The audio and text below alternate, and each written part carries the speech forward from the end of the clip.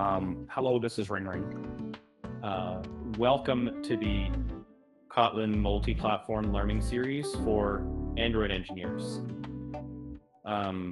So far, we've been learning with the native UI version of the Todo app in our sample application.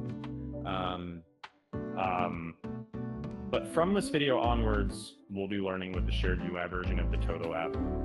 And in this video, we'll introduce you to this shared UI version of the Todo app, which we'll be using for our future learning. Firstly, please clone the Todo app from the GitHub URL provided in the description. The Todo app itself consists of two simple features: a list of Todos and an editing screen, just like the native UI version. This Todo app was developed to teach dependency injection strategy using Koin, manipulating strings and images through resource files, screen navigation using Voyager, and logging with Napier. That concludes the explanation for this video. Thank you for watching.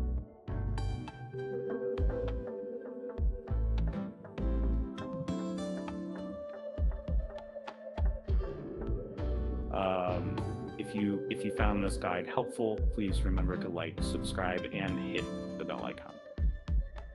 Stay tuned for more content on Kotlin Multiplatform. Now let's dive into happy coding.